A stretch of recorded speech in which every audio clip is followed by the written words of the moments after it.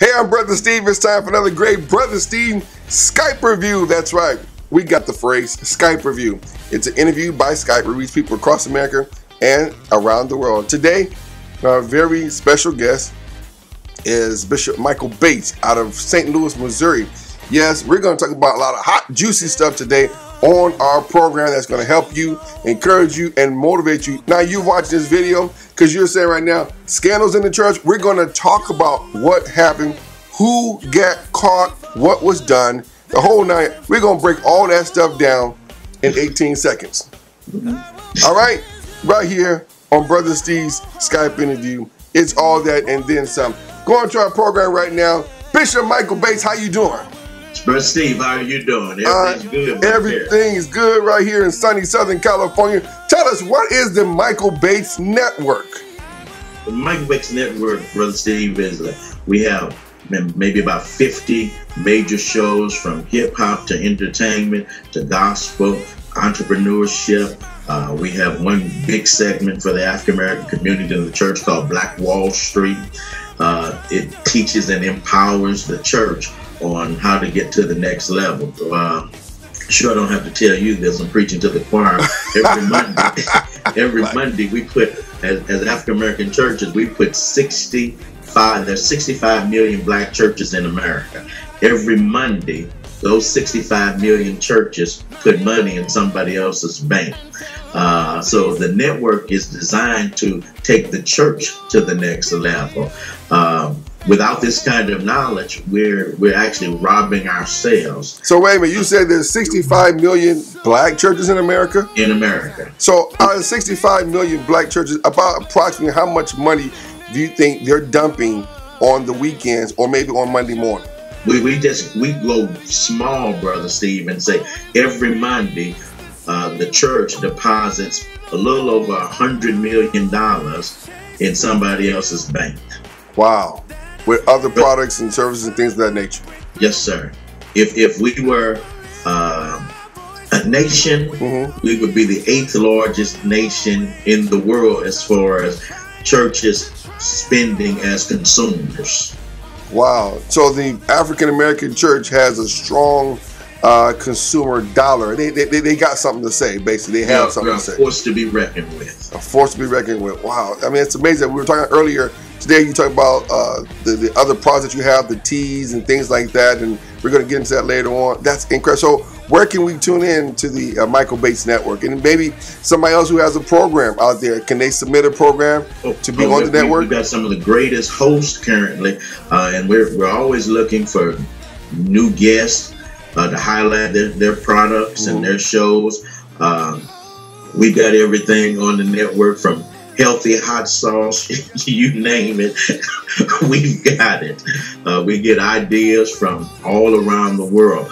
The portion of that network is called Healthy Wealthy Shopping, where we truly believe in the health aspect as well as the economic aspect. You know, Jesus asked the question, will thou be made whole? And that decision is strictly up to us whether we want to be made whole or not. So we've taken the network to make it holistic to the point where no matter who you are or where you're from, you can go there and get some information that'll, I guarantee, you take you to the next level. We call it Wall Street in the Hood. Wall Street, you know, that's incredible. I love it. You know what? I'm going to go here real quick and, well, no, let me digress. There's a topic I want to ask you about real quick about people who are in the church, who are ministers, who are prophetess, who may have been low in their spirit, kind of down, you know, in their spirit. They're going through something. Sometimes when you're a prophetess or you're a prophet, you're a preacher, you're an evangelist, sometimes you have those moments where you see a dry moment. You're asking God, God, where? God, why? God, for what? So we're going to hit that in just a moment. But first of all, I know you have this great restaurant. Now, you know, we all hungry. We all have a habit. We like to eat every day. Tell me about this great restaurant in St. Louis. It's called The Choice, Brother Steve, and it truly is the choice. We call it healthy soul food. The elegance of the place, man, is something like your house. I mean, wow. It's off the chain. We got everything from baby grand pianos to chandeliers, and the best food in St. Louis. Wow. And people can come eat healthy soul food. Healthy soul food. Wow, that's amazing. I'm going to look forward to eating that soul food, tearing up myself so I can be healthy. I can't wait to get you. In fact, I'm gonna throw a brother Steve Knight so we can see see exactly what we can do. And again, it's called The Choice. In there, everything is great tasting. You know, how can I say this? We love health, but I still would like to have health with taste. Wow. And ladies and gentlemen, you're going to find out how you can come visit that restaurant as well in St. Louis at the end of this program. We'll put the information on the screen. Matter of fact, let me tell my editor right now, for your Skyper interview, I'm Brother Steve. You can put my information on the screen right now. My number is right there. Toll free, 888-998-4677, 888-998-4677. You can contact us, and then we'll also let you know how you can reach Bishop Michael Bates, because his information is going to be at the end of this interview. Bishop, real quick, let's go into this right now. It's a hot subject, a very hot topic. Prophets, preachers, evangelists. They're preaching all across America, all across the country, but they're humans too. What do you say to them when they're down and out, when they're depressed? I mean, when it hits hard, they just got to break out. They let it all out. What do you say to someone in ministry? First of all, you said something real powerful there. They're human beings. Remember that. Yes, human beings, not human doings. Right. So we're human beings. And one of the things that I believe the devil has used against the church is the fact that we're imperfect people called to preach a perfect gospel. Wow. I believe we're losing some of the greatest prophets and evangelists and preachers ever. I believe the church is struggling, and that's why we've got crisis management communication, that the church is struggling. It's the greatest and the best organization in the world. I'm not trying to offend anybody, right, but you can't have somebody up over the finances who can't count. You can't have somebody up over something who can't read or write. Right. It's brought us to a different point in time where some of our best musicians, some of our best singers who love God, who are spiritual, who would love to operate in the church, but they have imperfections. And so what the church has basically done, not on purpose, is cause people like that or ourselves to hide our perfections. Wow, okay. So we go to church every Sunday hiding our imperfections. And so while we're hiding our imperfections, the people on the pews are now trying to hide theirs too. Oh, now everybody's hiding. And so instead of dealing with their imperfections, they fall out when they find out that the people in church are imperfect. So hiding their imperfections causes them to go to different alternatives. That's why you've got so many young men in Black America in gangs, because they have found that they can be themselves and still be accepted. So we do a lot of things in the church to attempt to be accepted when we're already accepted in the beloved of Jesus Christ himself. So we can't hide our perfections. In fact, one of the things that we do in crisis communication is I'm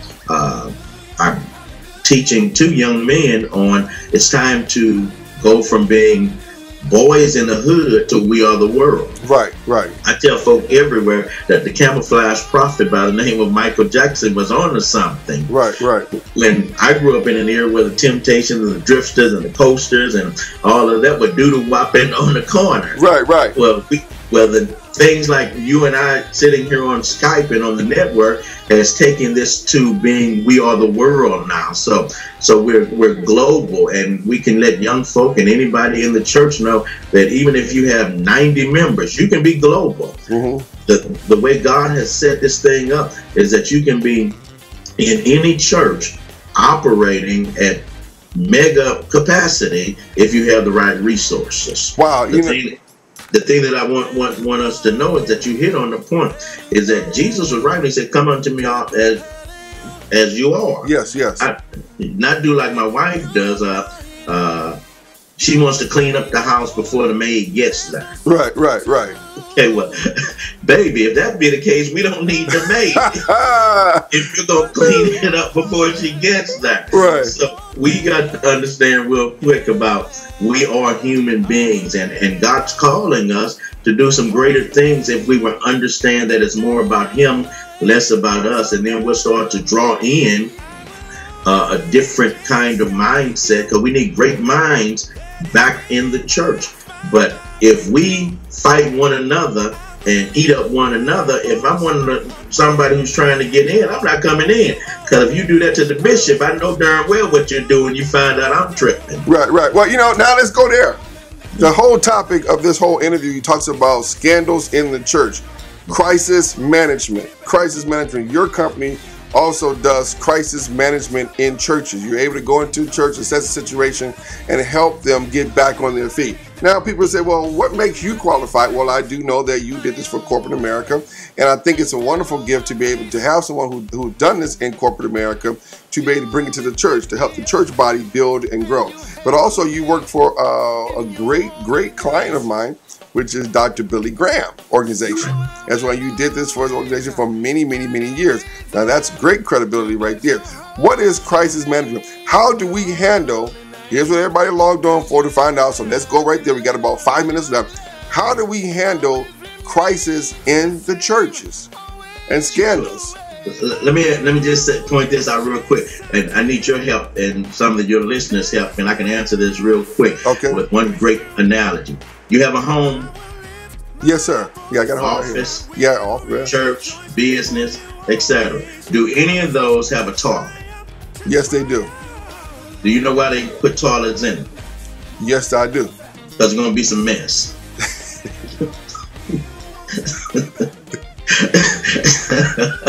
That's what crisis communication does. Helps people to understand that anywhere there's people, there's going to be some mess. All right. So God has. See, I'm glad this is a gospel interview, because this is the gospel version of the interview. Don't worry, I'm keeping it straight. All right. and that's what we need to do. Okay. Not only are there toilets that are there for the purpose of mess or elimination. But when crisis does occur, there is an emergency exit. Okay. And so the church counts too much on its own spiritual thinking with no practicality in implementing what the Word of God says. So in crisis management, anywhere you have people, you're going to have crises and issues to arise. The church has to, again, become like corporate America. Understand that when a CEO messes up or something goes wrong, they bring folk in and bring people in to fix it or to show the organization where we need to go at the next level. So now what we're saying is, let me jump in. So basically what you're saying to me is that we're not losing the spirituality and the anointing of the church, but we want to be used. A lot of times when I've seen situations where I've been at a convention and someone passes out. Yes, the missionaries come and they start to pray and, Jesus, and they lay hands on them. But then again, you need to call 911 to be able to fast and pray as well, to be able to move forward. So what we're saying is that, okay, let's use, so we're not losing the anointing, we're not taking out the anointing. No, because that's not even the problem. Right, because the Bible is right. What do you do when the pastor wants to get a divorce? Right. What does he do? Does he come out and tell his members? Do the members find out through the grapevine? These are things that go on in America. Okay.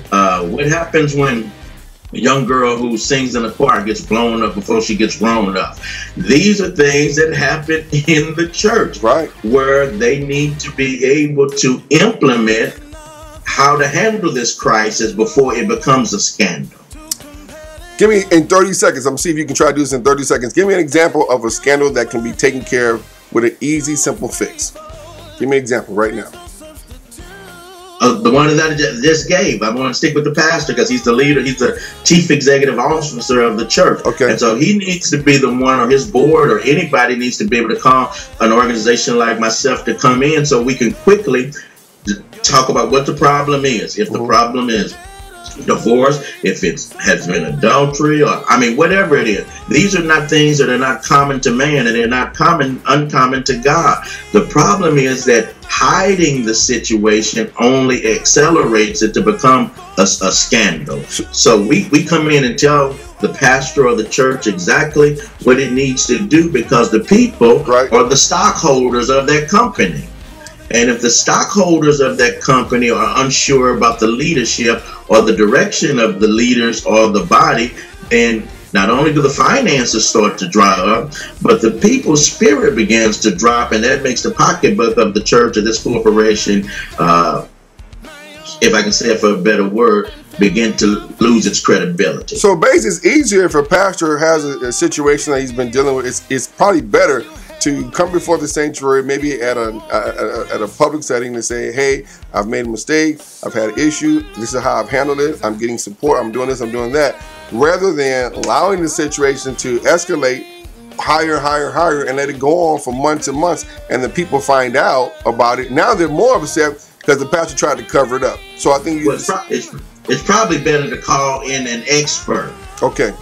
To call in somebody who knows how to do this. I'm going to say this, not just that I've worked with large churches and large corporations and famous folk in our business, but I've lived through some crises and some scandals myself. So you're the best customer of yourself. You're the best agent because you lived through it. I'm telling people on how to handle it. I've been through divorce. I've been pastoring.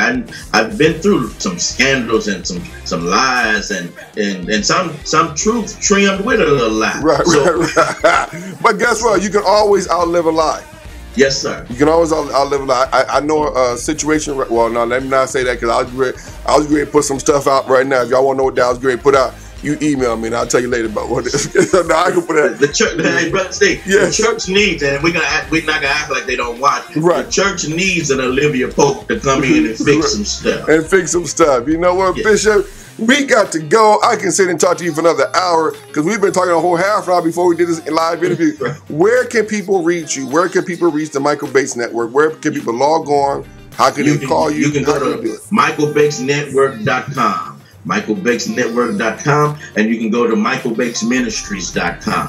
michaelbatesnetwork.com, michaelbatesministries.com. The information is right there on your screen. Everything you need. Everything you need. Bishop, we appreciate your support. We appreciate your time. This is one interview. I want to go on another half an hour, and I may have to record some more stuff so people can get some help and get some information. We really appreciate this great opportunity. Brother Steve, let me close and just say this, everyone. What we don't quite understand is one of the teachings that we do on the network is about the greatest scandal in the world. His name is Jesus Christ. He's born of a virgin. They don't know who his mama, who the real daddy is. Man, you need to hear the teaching on scandals. Wow. You know, there it is. There it is. It don't get no better than that. Bishop Michael Bates, thank you so much for joining us. I'm Brother Steve from Hollywood, California. Don't forget, his information is right there on the screen. And if you want us to do a Skype interview, which is called a Skype review, and you know, people say, well, what's the purpose of a Skype interview? Well, understand, we post it up, we let it stay up on our sites for about 6 months, and it just keeps growing and growing and growing and growing and growing. And then people realize who you are, what you are, and you get exposure. From Hollywood, California, celebrating over 30 years in radio and television broadcasting, I'm Brother Steve. We'll see you next time. Be good to yourself and kind to everyone. And remember, tomorrow is the first day of the rest of your life. God bless.